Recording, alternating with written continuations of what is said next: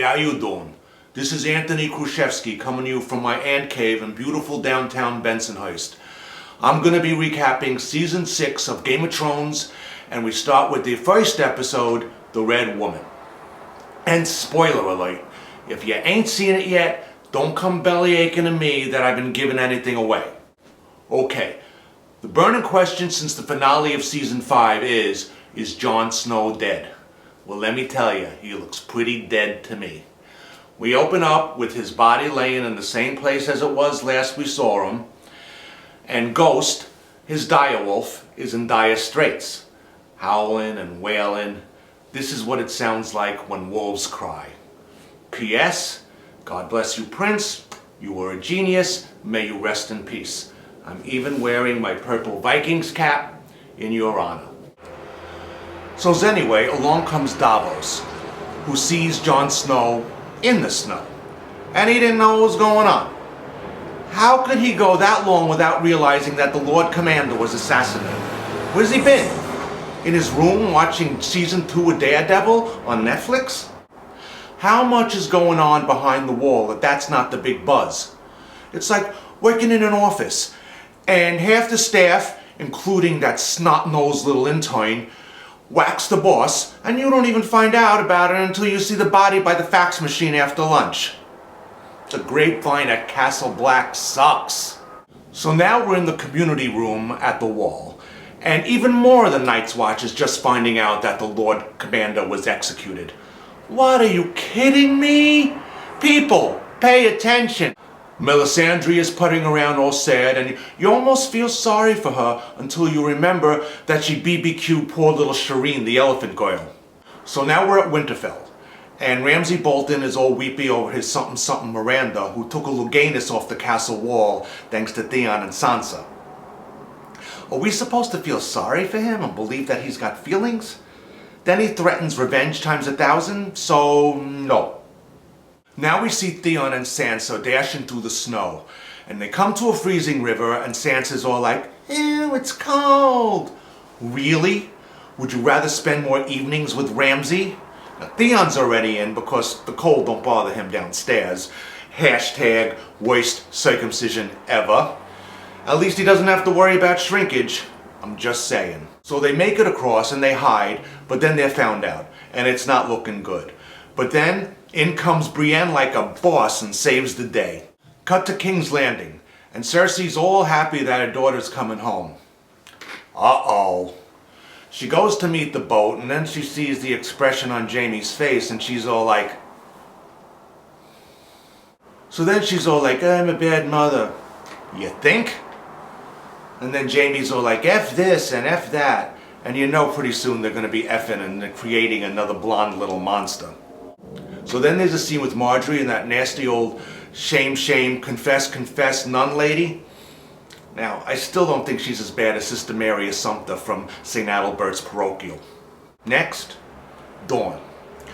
Ilaria and one of the Sand Snakes killed Doran and his bodyguard, while the other two Sand Snakes bust in on Prince Trystane and are all like, hey, how you doing? We're here to kill you. And they give him a decision of which one he wants to fight. So he picks one, and he turns his back on the other one. What, are you kidding me? You need that like you need a hole in the head. Which is what he gets. I mean, come on. There was no way he was getting out of that room alive, but still. Back in Meereen, Tyrion and Varys are taking a stroll like you do, and Tyrion tries to eat a baby and then out of nowhere starts ragging on Varys for having a sausage and pepper scallopini'd. What is it with this show and castration anyway? Theon, Varys, the Unsullied. I tell you, I watch every episode with my legs crossed. Now we're back in Braavos, and little orphan Arya is still blind and begging in the streets. Along comes that mean girl from the House of Black and White with a stick and starts going all whacking day all over Arya, who can't fight back. She's blind. Hey Arya, maybe you should go to Davos's room and watch Netflix with him and see how Daredevil does it. Well, hear how he does it, I guess. Out in the countryside, we follow Daenerys, who's been captured by the Dothraki and is being marched to their camp. And the soldiers are all talking like how they want to do her, and do you think she likes to cuddle, and does the carpet match the curtains? What, are these horse warriors or are these my buddies at the club on any Saturday night? So they get there and the real Carl wives of the grasslands are all like, off with her head. Carl Morrow and his boys go all John Cusack and High Fidelity, making a list of their 5 favorite things. And let me tell you, none of them are raindrops on roses and whiskers on kittens. Danny finally reveals that she's Khal Drogo's widow, and they're all like, "Oh, sorry, no disrespect. We didn't know, you're off limits." She's relieved until they're all like, "Let's get thee to a nunnery." So now we're back in Castle Black, and Melisandre's looking all sad and tired, but she's getting ready for bed. So it looks like we're getting our first boobies of the season, and a booty shot too. So she takes off her necklace and she looks in the mirror and, hey, whoa, who let Grandmama Adams in? The face in the reflection is all old and wrinkly, and then the camera pulls back and all of a sudden the red woman is that chick in The Shining in room 237. What, are you kidding me? So that's the first episode of season 6. I'll be back next week with a recap of episode 2, Home. And if you feel like liking or sharing this video, hey, I ain't gonna stop you. Do what you gotta do. Until next week, Vala Magulis.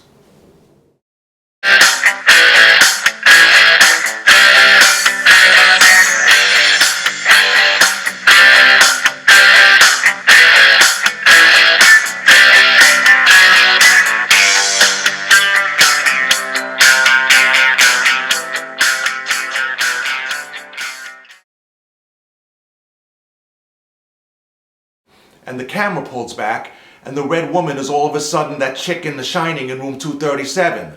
What, are you kidding me? At least it's nice to see Madonna getting more acting gigs. Whoa! I'm only goofing. I kid because I love.